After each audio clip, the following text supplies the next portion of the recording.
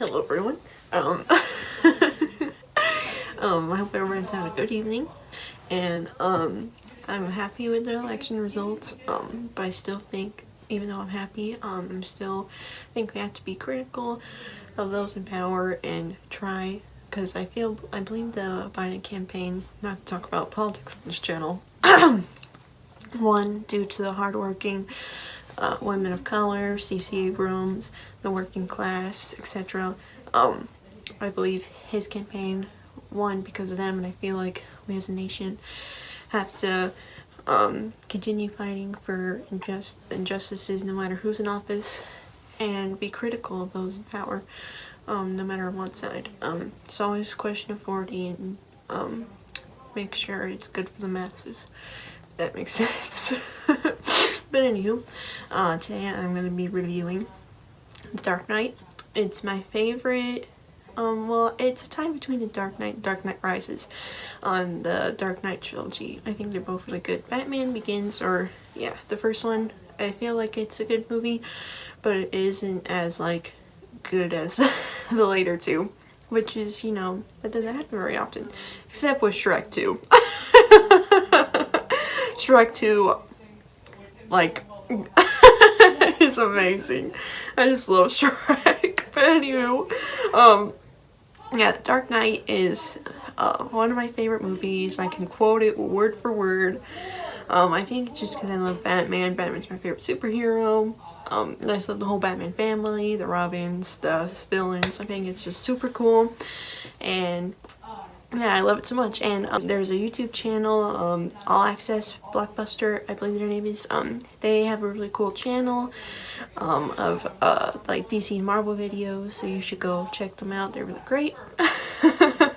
And yeah, let's get into it. So The Dark Knight is directed by Christopher Nolan. He's done Tenet, Inception, Memento, The Prestige, all these really cool movies. And I like his film style. It's he definitely has his own signature. And his wife also like produces a lot of them, so I believe she doesn't get enough credit, but she is also a great visionary and a genius like him. Emma Thompson, I believe her name is. But yeah, his wife is incredible, and his brother also does work. His brother Jonathan Nolan, I believe his name is, did I'm gonna have to sneeze. Did the show Person of Interest, which is an excellent show. But yeah, so it's just a family of great directors and writers. And it stars, The Dark Knight stars Christian Bale, who I love. I think he's a great actor. I think, yeah, I like him a lot. He's a really great actor. He gets bad rap for being kind of an asshole. But I think I haven't met him. I would like to, but I think like fame, it puts a lot of pressure on people not to excuse anything. But yeah, he's a really good actor, and especially in this. And then it stars Heath Ledger, and he did the iconic role of the Joker, which I believe he made the movie as it was. He just set it to another level. Like when I watch, I don't even see Heath Ledger, I just see the Joker. Let's wind the clocks back a year. These cops and lawyers wouldn't dare cross any of you. I mean, what happened? Your balls drop off? He did such a fantastic job in that, and I believe he won the Academy Award or something like that for his role, which I believe it was the first for like a superhero movie to be nominated for anything and to win. But yeah, he did such a great job. And like, words can't express. It also stars Aaron Eckhart, Maggie Gyllenhaal, Gary Oldman, Michael Caine. It has a really great cast, and Cillian Murphy. The cast is really great. And the villains, there's Batman obviously as the hero, and the villains in this movie are Joker and Two-Face. And I believe, even though Joker gets a lot of hype, I believe Two-Face was amazing as well. Two-Face was really great, and he doesn't get the hype as much as Joker, which I don't like. Now what? You need someone to shake it for you? Hello. Damn. Jesus. I thought you was dead. Half.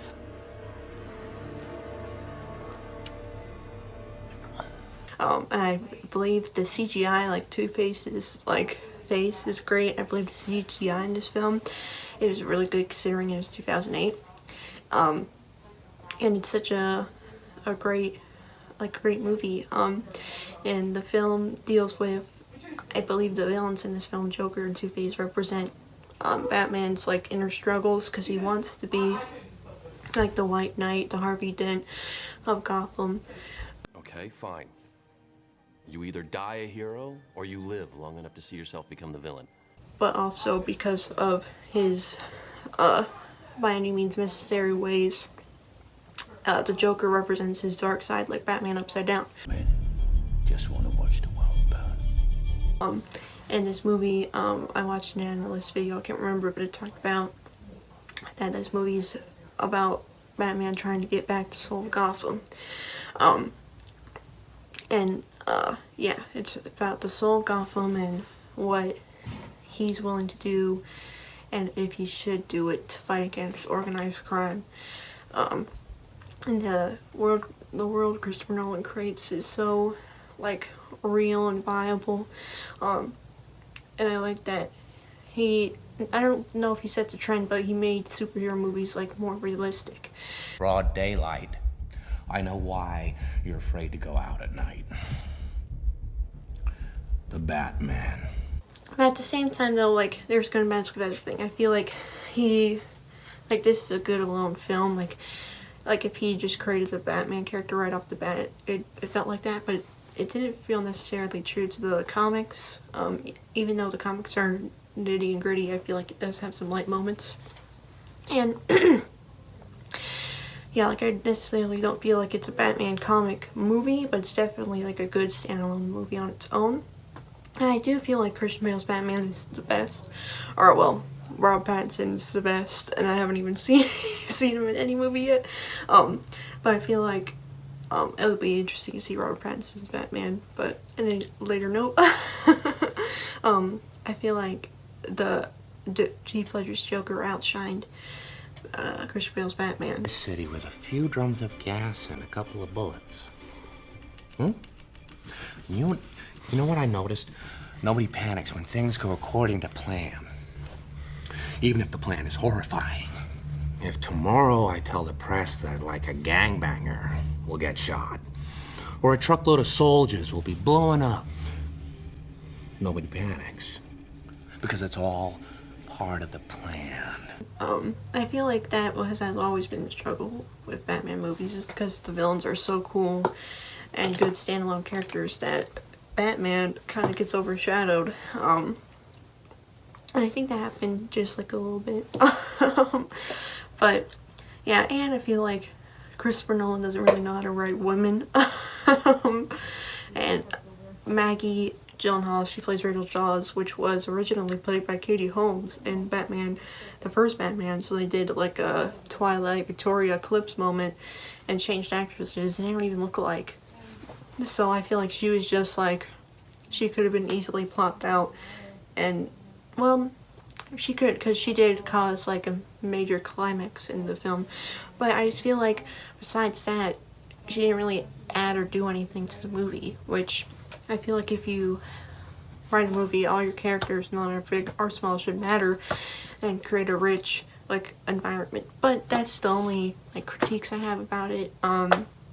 Well, a lot of subtle little minor critiques, but I feel like he did a good job of, despite what I said earlier, bringing the Batman character to life in such a grand scheme like this. And there's a lot of like symbolisms in the movie, like the Joker, obviously a clown. He's supposed to represent like this disorder and question the ones with the I don't know the words, but he's supposed to question Batman's like role in Gotham. A cup of coffee. The good cop, bad cop routine. Not exactly.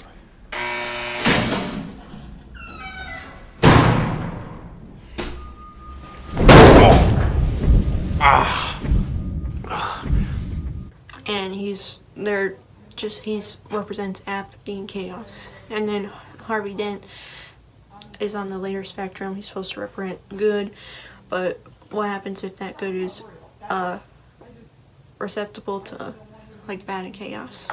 Dent, I swear to God, I didn't know what they were gonna do to you. That's funny. Because I don't know what's gonna happen to you either. And yeah, I think it's a deeper, complexer film than people make it out to be, and it made like a ton of money, made like $1 billion. But yeah, I like this one. I do like Dark Knight Rises because of Catwoman, and I'm so excited to see Zoe Kravitz his rendition of Catwoman. I think she's gonna be, and she was supposed to be Catwoman in The Dark Knight Rises, but Christopher Nolan said she was too urban for it, which, whatever. Like, she has last laugh now, and I feel like, yeah, like, whatever. But I feel like her Catwoman is gonna be great. Yeah, and I just love, any Batman, like, movie, because they're so, even though he has such a set character, like, arc, there's so many ways that you can do his character. And yeah, I think that's all that I think about. But yeah, I just love this movie. It's in my top 5 favorite movies, and yeah. But I hope, oh man, I hope everyone, it showed I had low battery. But I hope everyone has a good night, and thank you for watching. So, you're into ballet. Bruce, this is Harvey Dent. The famous Bruce Wayne. Rachel's told me everything about you. I certainly hope not.